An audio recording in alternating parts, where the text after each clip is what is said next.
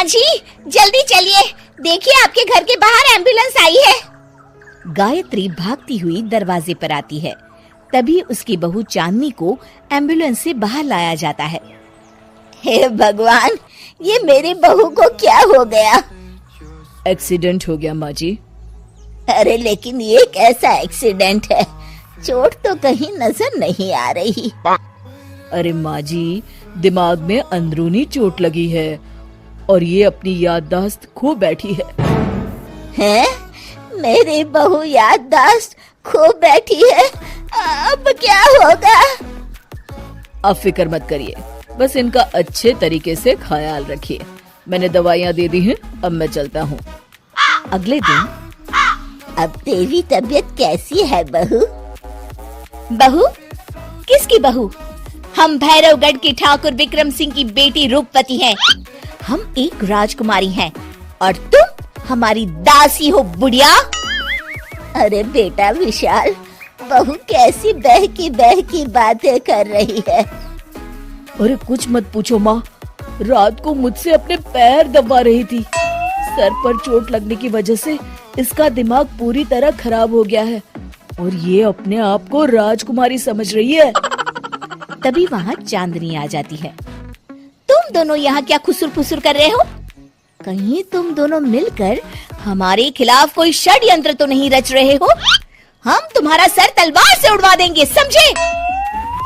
अरे नहीं नहीं राजकुमारी जी, हम तो आपके सेवक हैं। भला हमारी इतनी हिम्मत? कहिए, आपने यहाँ हॉल में आने का कष्ट कैसे किया? हमें बहुत भूख लगी है। ए दासी, जल्दी से हमारे लिए भोजन का प्रबंध करो। आज हम शाही कबाब खाएंगे। विशाल अपनी माँ को चांदनी की बात मानने के लिए इशारा करता है। ठीक है राजकुमारी जी, मैं अभी आपके लिए भोजन लेकर आती हूँ। इस तरह विशाल और उसकी माँ ना चाहते हुए भी चांदनी की जी हजूरी में लगे रहते हैं। लाओ माँ, जल्दी से मेरा टिफिन दो, मुझे देर हो रही है।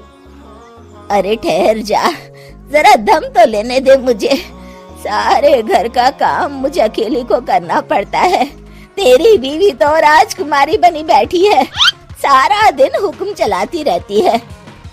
अरे माँ, मेरा भी तो यही हाल है। फिलहाल तुम मेरा टिफिन दे दो, मैं चला। रुको, कहाँ जा रहे हो? अरे मर गया रे, ये कहाँ से आ धमकी? आज हमारा जुहू चौपाटी घूमने का मूड है और हमें अपने लिए नई साड़ियाँ भी खरीदनी है। चलो जल्दी से अपना वाहन निकालो और हमें ले चलो। अरे अब तो मैं गया काम से। अगर आज मैं वक्त पे ऑफिस नहीं पहुंचा तो मेरा बॉस मुझे नौकरी से निकाल देगा। मरता क्या न करता। आखिरकार विशाल चांदनी को घुमाने ले जाता है और चांदनी अपने लिए ढेर सारी शॉपिंग भी करती है। ए दासी, टीवी पर कपिल शर्मा के आने का समय हो गया है, जल्दी से टीवी शुरू करो। अरे वाह, कपिल शर्मा तुझे याद है, बाकी कुछ याद नहीं। बहू तू तो बड़ी चालू लगती है, अपने फायदे की हर चीज तुझे याद रहती है। मैं तो तेरी इस अजीब बीमारी से परेशान हो गई हूँ। अगले दिन, अरे डॉक्टर साहब, आप इतने दिन से मेरी बहू का इलाज कर रहे हैं, लेकिन उसकी बीमारी तो सुधरने के बजाय और बढ़ती जा रही है।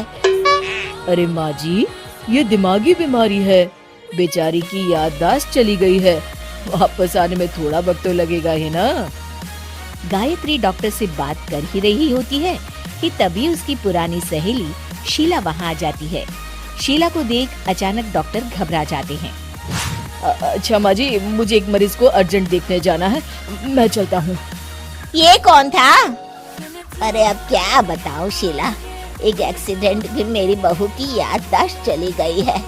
ये डॉक्टर उसका इलाज कर रहा है। ये डॉक्टर कब से बन गया?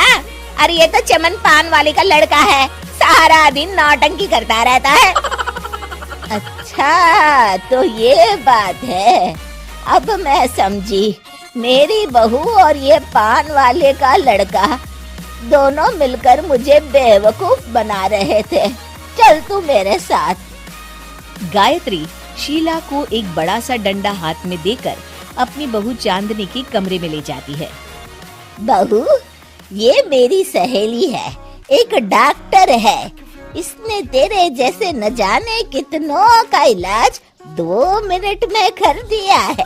इसका कहना है कि सर पर जहाँ चोट लगी हो, अगर उसी जगह दोबारा किसी बड़े डंडे से जोर से मारा जाए तो मरीज की याददाश्त वापस आ जाती है। देख, हम डंडा भी लाए हैं। अपनी सास की बातें सुनकर और हाथ में बड़ा डंडा देख चांदनी घबरा जाती है। अरे बाप रे, मैं तो फंस गई। इस डंडे की एक बार की वार से ही मैं तो चारों खाने चित हो जाऊंगी। अब क्या करूं, क्या करूं, क्या करूं? लेकिन गायत्री, डंडा सर पर ठीक उसी जगह लगना चाहिए जहाँ चोट लगी है। अरे तू चिंता मत कर, 2-4 बार मारूंगी तो एक बार तो सही जगह लग ही जाएगा ना। चल बहू, तैयार हो जा। अरे नहीं नहीं माँ जी, मुझे मत मारिए। दरअसल घर के काम करने से बचने के लिए मैंने ये सब नाटक किया था। मुझे माफ कर दीजिए, मैं कान पकड़ती हूँ। दोबारा ऐसी गलती कभी नहीं करूंगी।